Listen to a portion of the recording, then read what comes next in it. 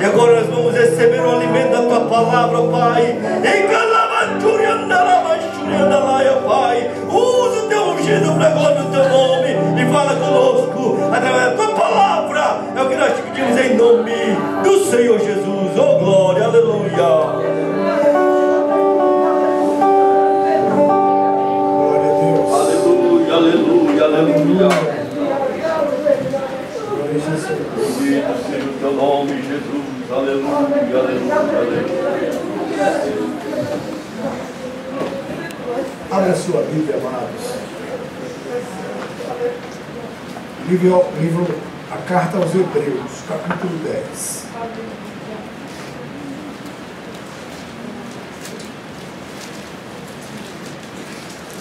Os homens, as nações, eles sempre têm um Deus que exige sacrifícios, que exige que sempre estejam dando, oferecendo. Mas nós servimos um Deus diferente. Olha o que está escrito. Capítulo 10 do livro aos Hebreus. Está escrito assim: porque sendo a lei a sombra dos bens futuros e não a imagem exata das coisas, nunca, pelos mesmos sacrifícios que continuamente se oferecem cada ano, pode aperfeiçoar os que a ele se chegam.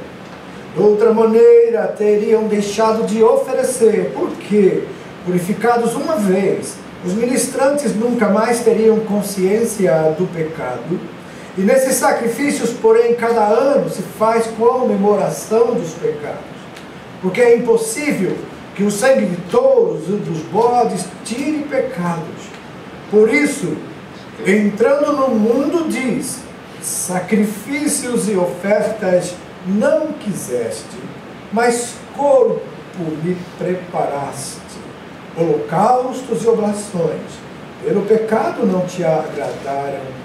Então disse: eis aqui venho. No princípio do livro está escrito de mim, para fazer, ó Deus, a tua vontade. Como acima diz: sacrifícios e ofertas e holocaustos e oblações pelo pecado não quisestes, e nem te agradaram, os quais se oferecem segundo a lei. Então disse: eis aqui venho para fazer, ó Deus, a tua vontade. Então tira o primeiro, para estabelecer o segundo, na qual vontade temos sido santificados pela oblação do corpo de Jesus, feito uma vez.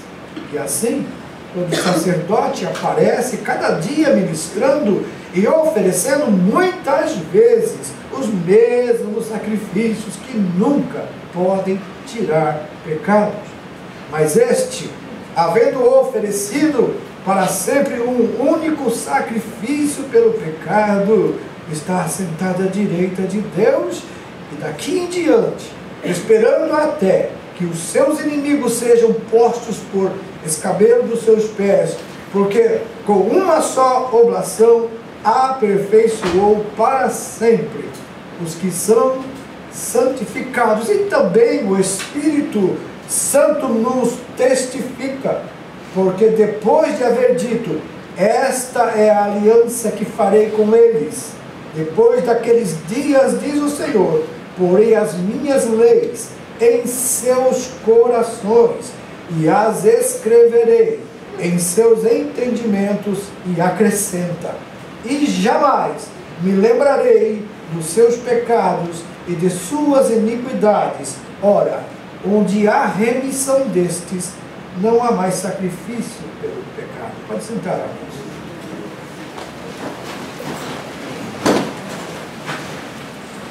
É interessante como Deus trabalha no contrário de tudo aquilo que se acha racional e certo. Deus, Ele criou o homem à sua imagem e semelhança, e o inimigo de Deus, Satanás, adversário, ele conseguiu injetar no coração do homem o orgulho. E por esse orgulho ele desobedece a Deus, e ele peca, e ele pecando afasta-se de Deus. Isso é a morte que separa o homem de Deus, o pecado. Ele traz exatamente a condição de mortos-vivos. Pessoas andando pelas ruas mortas.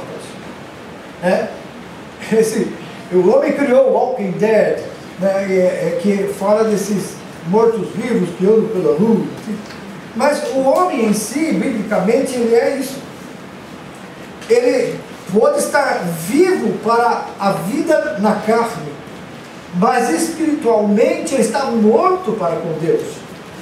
A Bíblia diz que estávamos mortos nos nossos delitos e pecados, escravos do pecado, sem paz, sem Deus, sem esperança, perdidos no mundo.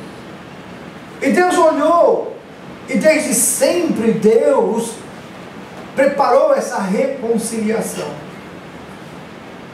No princípio, lá atrás, da antiga aliança, a lei mostrava uma sombra do que seria perfeito e viria. Mas essa sombra, ela não resolvia o problema do homem, ela apenas amenizava, ela cobria. A Bíblia diz que o sangue dos animais, de bodes, de touros, nunca tirou o pecado. Mas a pessoa que sacrificava na antiga aliança, ele não fazia isso por obras, ele fazia isso por fé. Porque até Abraão, que é o pai do povo judeu e tornou-se também o nosso pai da fé, Abraão, ele obedeceu a Deus, porque ele creu em Deus, e isso foi lhe imputado por justiça. Então não é pela quantidade de obras, mas é pela qualidade daquilo que foi feito por nós. Deus, ele olhou para o mundo, e ele começou a mostrar ao homem, através dos séculos, a sua vontade. Deu a oportunidade para o homem fazer a sua própria administração. Mas chegou um ponto que Deus viu que o mundo estava mal. Depois que da queda de Adão, as famílias foram se multiplicando na terra. E a Bíblia diz que no tempo de Noé, cada um fazia o que queria, cada um fazia o que achava certo, e o mundo se corrompeu de uma tal forma que Deus disse: o homem se prostituiu, o homem se corrompeu, não há um justo, um sequer. Eu vou destruir o homem que criei. Mas Deus, olhando, ele achou Noé, um homem justo, temente a Deus, no meio de toda aquela injustiça, no meio de todo aquele pecado, aquele mar de lama, achou um justo. Deus, ele nunca teve a intenção de destruir o homem, a sua criação, mas o pecado ele destrói, e a justiça de Deus tem que ser realizada. Então Deus achou em Noé um homem justo, e ele pediu a Noé: construa uma embarcação, uma arca, porque eu vou destruir a terra com água, todo ser que respira vai morrer, mas você construa a arca. E ele fez e obedeceu a Deus, e Deus então fez um pacto com Noé após o dilúvio, que a partir dele Deus iria criar um novo povo. Então essas gerações passadas agora tinha em Noé um novo princípio, uma nova oportunidade de fazer a coisa certa. Mas já começou que aquela semente do pecado que veio desde o Éden estava no coração deles também. E os 3 filhos de Noé, Sem, Cão e Jafé, eles iriam reiniciar uma nova população no mundo. E Deus fez a mesma palavra que deu a Adão, deu a Noé: crescei, multiplicai, enchei a terra e povoai. Mas chegou um ponto que nós vimos que a primeira coisa que aconteceu, um dos filhos de Noé já começou fazendo coisa errada e pecando. E Cã, pelo pecado que cometeu contra o seu pai, ele foi amaldiçoado. E dali surgiu uma geração onde o pecado era livre, já que ele não se arrependeu, mas aproveitou-se de umas circunstâncias para fazer aquilo que não era correto aos olhos de Deus e aos olhos dos homens. E por isso começou a contaminar também os outros, os semitas, que ficaram para o lado da Mesopotâmia, Jafé, que foi para o lado da Europa, daquela região, e Cã foi para o lado do Egito, daquela região, e começaram a formar famílias na terra. E o homem foi de novo crescendo. Aí veio Nimrod. Nimrod tinha, a Bíblia fala, um grande guerreiro, de grande força e poder. Mas eles resolveram então desobedecer a Deus. Não vamos nos espalhar. Havia uma só língua, todo mundo falava a mesma língua. Vamos ficar juntos. Vamos construir uma torre tão alta que atinge os céus.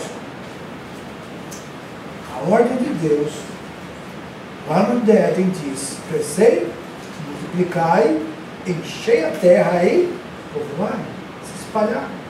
Já que eles queriam continuar juntos, desobedecendo a ordem de Deus, o que Deus fez? Não vai pelo que eu falei, vai pelo que vocês não conseguem fazer. Aí desceu Deus e confundiu a língua dos homens.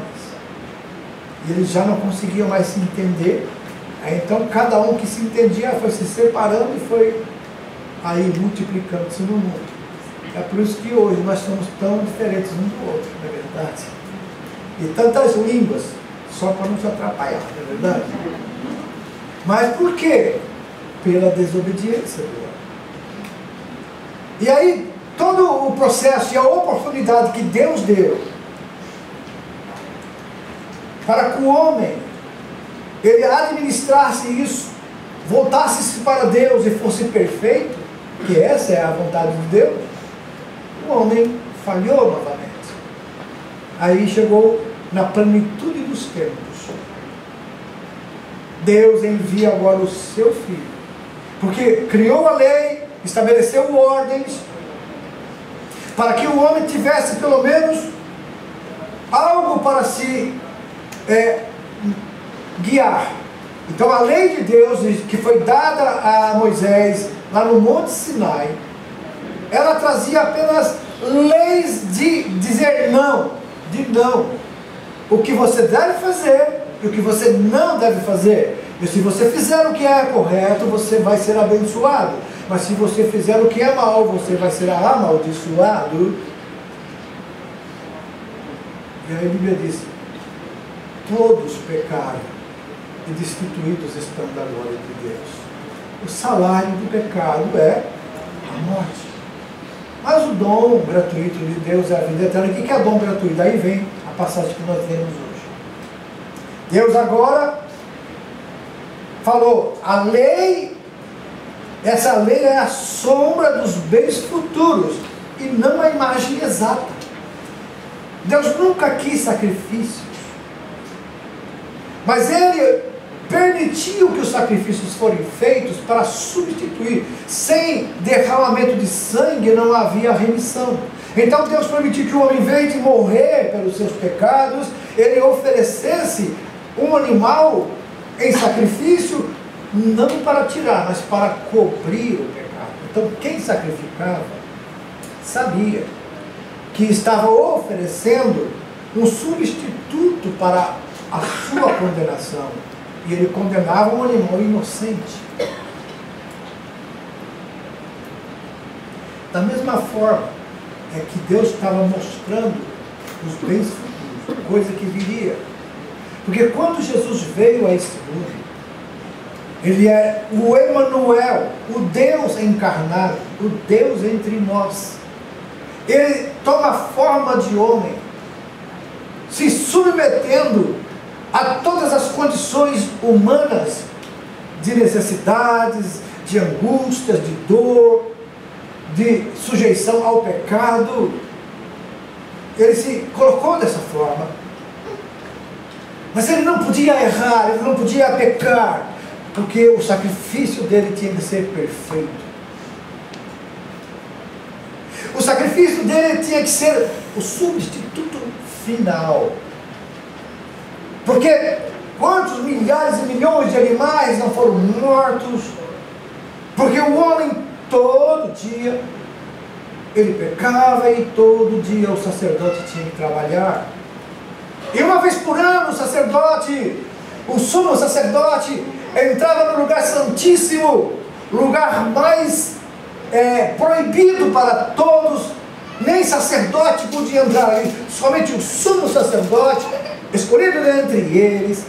E diz a tradição dos rabinos, dos sacerdotes, que esse sacerdote, que era humano, ele era vigiado 3 dias antes de ele entrar no lugar santíssimo, porque ali ele iria oferecer oferta pelo sacrifício de toda a nação.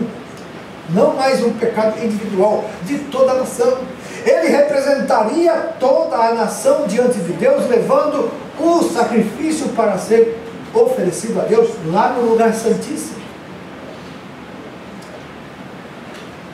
Diz a tradição que com medo, porque se ele entrasse em pecado dentro do Santo do Santo, ele podia ser fulminado ali dentro. E na presença de Deus o pecado não pode resistir. É um lugar santíssimo. E por 3 dias antes, diz, a Bíblia não diz isso, mas eles contam entre eles lá, que eles não permitiam o sacerdote dormir, o sumo sacerdote, não deixavam ele dormir, para ele não sonhar e no sonho ele pecar. De tanto medo que ele tinha. A lei é isso, a lei provoca medo.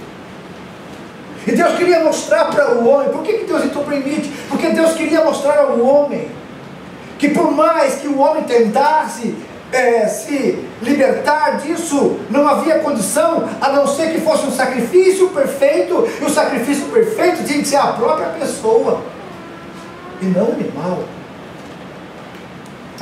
Aí Deus, então, olhando para isso, mas amando a sua criação, Ele instituiu outro tipo de sacrifício para substituir isso. Tira o primeiro para estabelecer o segundo. Tira o imperfeito para colocar o perfeito. E aí, toda vez que o sumo sacerdote entrava ali, e que ele saía, o povo fazia festa e se alegrava. Porque se ele saísse, é porque Deus tinha aceito a oferta pelo sacrifício.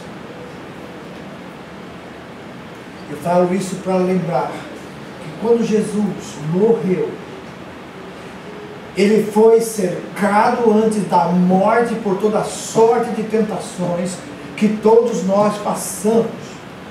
Então toda tentação que você passa por ela, aquelas que você deixa se levar, cai, aquelas que você resiste e vence, Jesus passou por tudo isso, só que ele não pecou. Em nenhuma delas ele caiu. Então é por isso que ele tinha que ser o Cordeiro de Deus, o perfeito, sem pecado, sem mancha alguma, para ser recebido por Deus. Assim. E como ele diz aqui, holocaustos e oblação pelo pecado não te agradaram.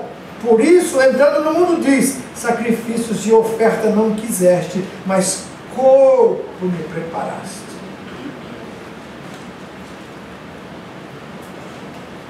E aí ele diz, eis aqui venho, no princípio do livro está escrito de mim, para fazer, ó Deus, a tua vontade. Em Gênesis 3, Deus disse, a semente da mulher será um varão, ele vai te pisar a cabeça. A sentença Deus deu lá no jardim. Jesus foi um cordeiro que foi morto e planejado antes da fundação do mundo. Deus nunca é pego de surpresa. Quando você peca, quando a igreja do Senhor falha, Deus já sabe. Mas o que Deus espera é exatamente a atitude correta de quando pecamos, de quando erramos, é voltar a viver de novo na presença do Senhor, é se arrepender, é deixar-se ser confrontado. Hoje em dia está acontecendo muito isso, ninguém quer ser confrontado. O Evangelho, esse relativismo do Evangelho hoje não fale contra o pecado, não fale contra as coisas erradas, você vai ofender as pessoas, elas vão se entristecer e vão sair da igreja. Irmãos, o Evangelho é confronto.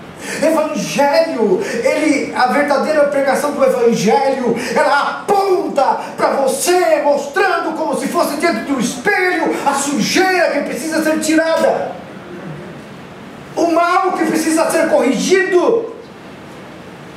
E Deus, Ele sempre vai usar pessoas que têm uma coragem de falar a verdade, aquilo que precisamos ouvir, e não aquilo que queremos e gostamos de ouvir. Porque o que salva, o que liberta, o que cura, o que limpa é a palavra de Deus poderosa, que confronta-nos conosco mesmo e diz: eu preciso me arrepender, eu sou miserável pecador, tem misericórdia de mim, Senhor. Aí você recorre àquele que pode fazer isso. Quando João disse: filhinhos, não pequem, mas se alguém pecar, nós temos diante de Deus um advogado, Jesus Cristo, o justo. Ele tem poder para nos perdoar os pecados, intercede por nós ao Pai. E se confessarmos os nossos pecados, Ele é fiel e justo para nos perdoar os pecados e nos purificar de toda injustiça. Não é fazer boas obras que vai corrigir o meu problema. Isso deve ser algo tão natural na nossa vida. Não é jejuar e orar para Deus fazermos merecedores. Você pode jejuar a vida inteira e morrer de jejum, nunca vai ser merecedor. Mas quando você jejua, quando você ora, quando você busca a Deus e se consagra, é para saber qual é a perfeita vontade de Deus para aquela situação. Porque se por obras eu pudesse alcançar a Deus e achar dele misericórdia, eu podia dizer: não, eu fiz muita coisa boa para Deus. Deixei meus filhos, minha família, minha terra, minha pátria, larguei tudo. Eu fui servir a Deus. Oh, meu Deus. Massageia meu ego, por favor. Nisso tudo é bom e agradável a Deus. Deus vê essas coisas e está em memória de nós, a Bíblia diz. Cornélio, que era um centurião romano, ele era um homem assim bom, cheio de obras. E ele teve uma revelação de Deus dizendo: olha, as tuas obras, as tuas caridades estão diante de Deus para a memória tua, mas há algo que você precisa fazer. E para você saber o que é esse algo, chama Pedro e pede para ele te falar o que você precisa fazer. Aí eles foram lá em Jope chamar Pedro. Pedro já tinha sido avisado por Deus para não rejeitar, porque os judeus não tinham comunicação com os gentios, que eram impuros. E Jesus estava começando a mostrar, e Deus estava começando a mostrar que para Deus não há nada impuro a não ser aquele que se faz impuro. E Pedro foi, obedeceu, e ele entrou na casa desse gentio, e toda a família de Cornélio estava reunida, e também muitos dos discípulos estavam junto com Pedro. E quando Pedro falou sobre Jesus, a sua morte e ressurreição, o plano de Deus, Cornélio e a sua família aceitaram de bom grado e de coração, já estavam com o coração preparado pelo Espírito Santo para receber a palavra. E quando eles recebem a palavra, a Bíblia diz que eles se alegraram tanto, que começaram a falar em novas línguas e profetizar e falar das maravilhas do Senhor. E Pedro, no capítulo 11, ele vai se justificar lá, de Romanos, ele vai de Atos dos Apóstolos, ele vai se justificar para a igreja. Olha, eu sei que você está olhando para mim, eu comi lá na casa de Cornélio, gentil e tal, mas olha o que Deus fez para mim. E mandou ir lá. E olha, eles receberam o mesmo que nós recebemos lá no Pentecostes.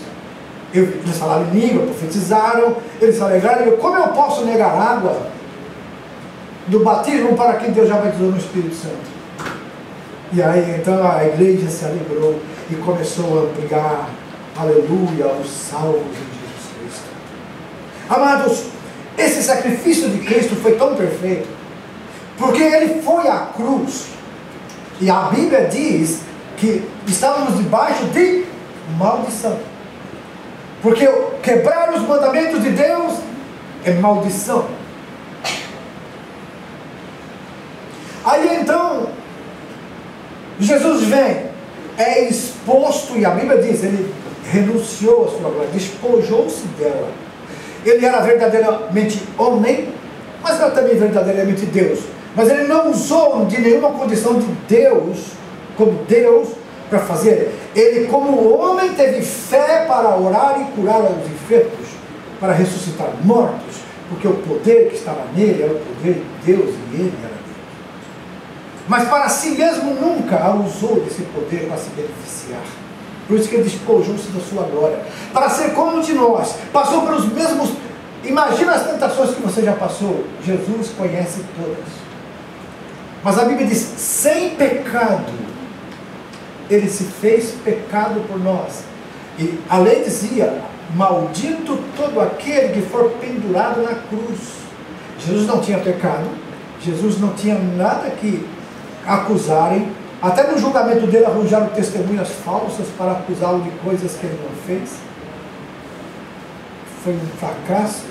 Mas mesmo assim, as autoridades querendo soltar Jesus, os sacerdotes e os fariseus e os publicanos, eles gritavam, crucifica, crucifica. Porque Jesus incomodava os religiosos. Jesus incomodava os acomodados. Jesus incomodava aqueles que queriam viver a religião, mas não tinham compromisso com Deus. Apenas religiosos, cumprindo os rituais da religião. O sacrifício, Deus falou, o sacrifício de vocês hoje, já estou com nojo deles. As ofertas que vocês me oferecem são ofertas sujas. Vocês trazem para mim até animais com defeito. Vocês honram mais até os príncipes deste mundo e dão a eles as melhores comidas, os melhores, mas para mim vocês dão o resto. Nós temos que tomar cuidado, amados, para não dar o resto de nossas vidas para Deus. Não dá a Deus somente o que sobra. Não dá a Deus somente aquilo que a gente acha que não tem utilidade para nós ou para os outros. Deus, Ele é nosso dono, nosso Senhor, e Ele quer 100% de você ou nada. E é por isso que tem muita gente que sofre por aí. Porque quando Jesus se entregou, Ele se entregou tudo e entregou-se voluntariamente. Tanto é que os discípulos queriam defendê-lo, mas Ele disse, não, ninguém tira a minha vida, eu mesmo a dou. Eu tenho poder para dar e tenho poder para resgatar. E Ele foi à cruz, Ele cumpriu isso aqui. Estou aqui para fazer a tua vontade, ó Deus. Os irmãos, pode imaginar a Bíblia falando que Deus se agradou de moer em Jesus? Deus se agradou de moer em Jesus. O que você falaria de um pai que se agrada de ver o filho sofrer? Sem coração. Mas por que Deus fez isso, irmãos? Por amor a você, irmão. O coração de Deus sabia que mesmo que você ou eu sacrificasse todo ano, todo dia, não ia pagar a dívida. Aquele sangue só cobria o pecado estava lá. Se o pecado estava lá ainda só coberto, Deus olhava do céu e via a fé desse sangue do animal sobre os teus pecados, que quando viesse o perfeito seria eliminado. se Jesus não vai à cruz, se ele não aceita morrer, se ele deixa os homens defendê-lo, você e eu estaríamos nem aqui hoje, não estaríamos. Talvez Deus já tenha destruído tudo. Mas porque Jesus morreu na cruz, esses pecados foram eliminados. Então ele, sem pecado, ele se oferece, ele diz: eu tenho poder para dar, poder para resgatar a minha vida. Ninguém tira. Vocês pensam que se eu não quisesse, pediria, Deus mandaria 12 legiões de anjos aqui e acabaria com tudo isso? Lembra que o anjo só no Velho Testamento, um anjo só matou 185 mil soldados? Um anjo só. Imagina a legião de anjos. Não havia um homem na terra vivo. Mas o Senhor fez isso por nós. Quando Jesus foi à cruz, aceitou toda aquela vituperação, humilhação, escarneceram, cuspiram nele, deram socos, paulada, vendaram os seus olhos, mandaram ele profetizar quem estava batendo, colocaram uma coroa de espinhos, suas costas com pedaços de pele pituradas e sangrando. Ele resistia tudo aquilo como ovelha muda, foi levada ao matadouro. Assim como a ovelha muda fica diante dos seus tosquiadores, ele não abriu a sua boca. Sabe por quê, amados? Jesus estava enxergando vocês aqui hoje. Aleluia. O que anima alguém a dar a vida por alguém é o resultado daquilo. O pai está disposto a dar a vida por um filho, não é verdade? A mãe prefere tirar a dor da criança, passar para ela essa doença. Por quantas vezes eu já vi mães falando, e a gente mesmo sentindo isso. Deus, passa essa doença para mim, tira do meu filho, não é verdade? Esse é amor. Imagina o coração de Deus. Se agradou ele, mas não porque fazendo-o enfermar, mas porque Deus se agradou, porque Deus já sabia que nós estaríamos aqui hoje adorando Jesus. Aleluia, sendo a habitação do Espírito Santo. E a obra de Jesus hoje, através do mundo, nesse momento. Quantos milhões e milhões de salvos, lavados e remidos. Os nossos irmãos aqui na Coreia do Norte, na China, sofrendo perseguições, torturas, sendo mortos, tendo seus órgãos arrancados para vender, e fazer rica uma nação corrompida e miserável.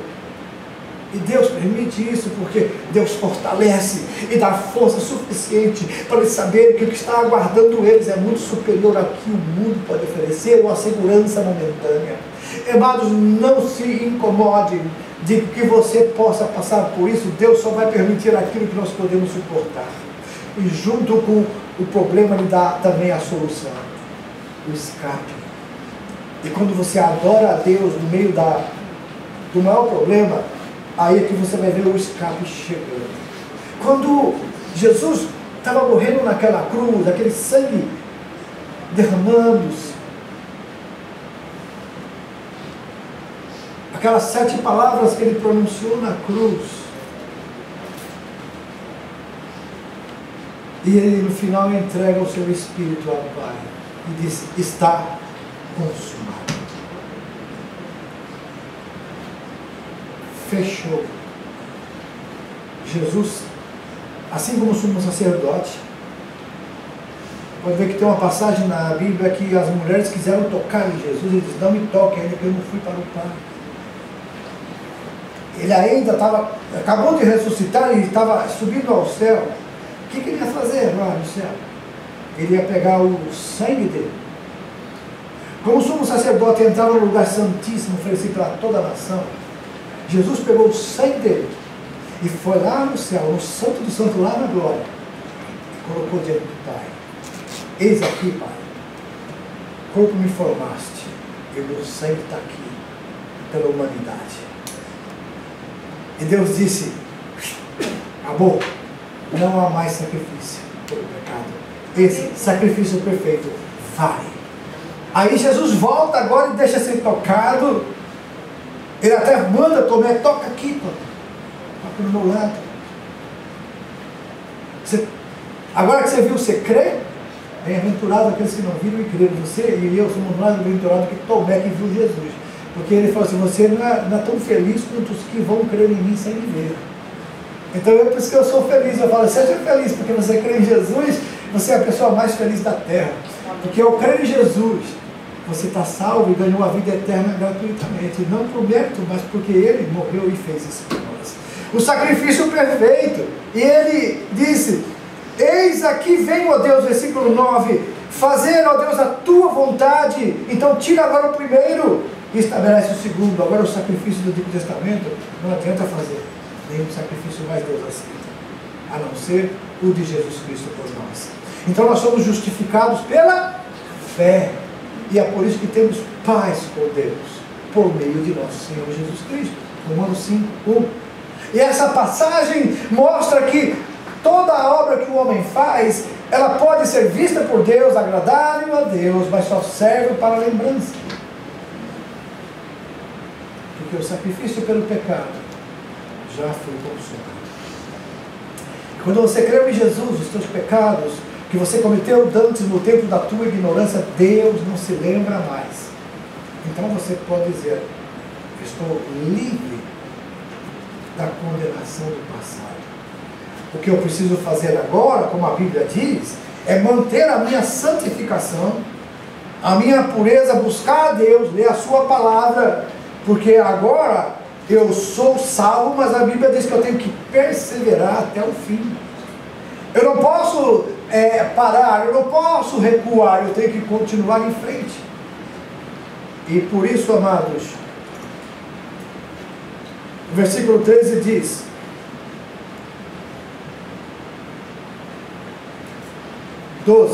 mas este, havendo oferecido para sempre um único sacrifício pelo pecado, está assentado à direita de Deus.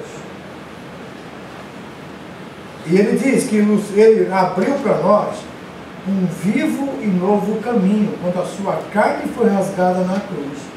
O véu do templo que separava o lugar santo do Santíssimo rasgou-se de alto a baixo, e estava aberto a parede da separação, que separava o lugar santo do Santíssimo, foi tirada na cruz. E o lugar santíssimo agora, que representa a presença de Deus lá na glória, está aberta para você e para mim.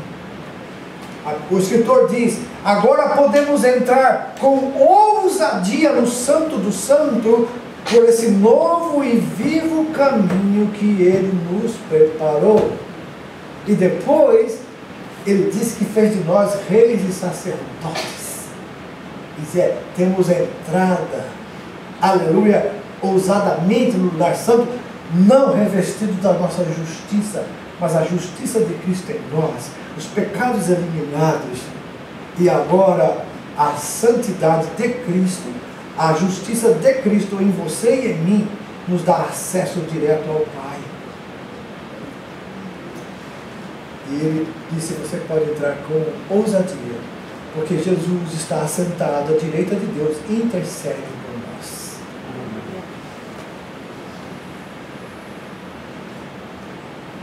E agora, no versículo 16 ele diz, e esta aliança que farei com eles, depois daqueles dias, diz o Senhor, porei as minhas leis em seus corações, e as escreverei em seu entendimento, e acrescenta, e jamais me lembrarei dos seus pecados e das suas iniquidades. Onde há remissão destes, não há mais sacrifício. Jesus fez a obra perfeita. Ele morreu por nós. Você deve agora buscar o quê? A santidade. Ontem nós falamos aqui na lição da escola dominical, nós falamos sábado, sobre o batismo no Espírito Santo. Sobre como o crente revestido de poder, sobre ele falar em língua como evidência do batismo, que é algo bíblico que nós cremos e ensinamos na nossa igreja. Nós vimos ontem como esfriou um pouco essa coisa de buscar os dons espirituais por causa de exageros, por causa de coisas que foram feitas que desanimaram muitos de buscar. Mas os dons, eles não devem ser esquecidos pelo fato de que há erros e exageros, mas sim, é para você, é para mim, é para nós, é para crianças, é para jovens, adultos, é para todos. Se buscarmos, Deus vai encher a igreja do seu Espírito, santificar a nossa vida, voltar ao primeiro amor que precisamos voltar na palavra e naquelas convicções pentecostais que temos. Porque ontem nós vimos aqui, a igreja percebeu, a igreja, ela nasceu pentecostal lá no Pentecostes. Quando a igreja nasceu ali, naquele dia, 50 dias depois que Jesus ressuscitou e estava com os discípulos, e 10 dias depois que Jesus subiu ao céu e eles foram levados a Jerusalém para orar, e fiquem lá até que sejam revestidos de poder. Nesse dia, quando eles receberam aquele dom e ao revestimento que o Espírito Santo eles já tinham, agora eles precisavam revestir-se, eles revestiram-se de poder, ninguém se aguentou mais, todos queriam sair e pregar a palavra.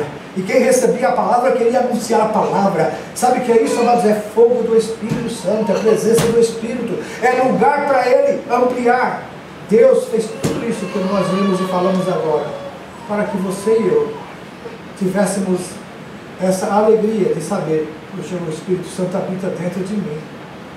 Mas ele está sem expressão porque eu não tenho dado lugar para ele. Eu estou muito preocupado com as coisas do mundo, com o meu trabalho, com a minha família, com os problemas. Mas o que o Senhor Jesus disse? Mateus capítulo 6. Você está preocupado com comer, com beber e vestir? Olhem para as aves dos céus. Elas não ajuntam celeiros, não semeiam, para celestial as aves. Você vale menos que um pardal? Esse Jesus falando. Você está preocupado com o que vai vestir? Olhe para os lírios do campo, as florzinhas, olha, que nasce ali. Agora, você viu ela bela, maravilhosa, depois da tarde ela murcha. E nem Salomão se vestiu como uma delas. Então, se o Pai Celestial, Ele alimenta assim a criação dele, as aves, os passarinhos, e também veste assim essas ervas, será que vocês valem menos? Mas ele disse, mas busquem em primeiro lugar o reino de Deus, isso é, priorize Deus na sua vida. Ele tem que ser o primeiro em tudo. Priorize. Se você dar prioridade ao reino de Deus, à sua justiça, essas coisas, Deus acrescentará. Irmãos, a prosperidade do crente está aqui.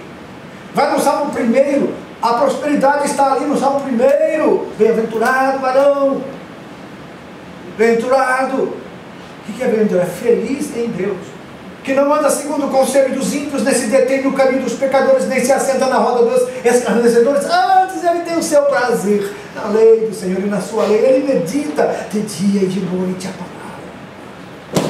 Ler um texto pela manhã, ir para o trabalho meditando naquele texto, chegar à noite, ler a palavra, orar e falar com o Senhor, medita na palavra de dia e de noite. E se fizer isso, vai ser como uma árvore plantada junto a ribeiros de água. As suas folhas não caem, dá um fruto na estação própria, e tudo quanto fizer prosperará. A Bíblia diz, mas não são assim os ímpios, eles são como um moinho que vento dispersa.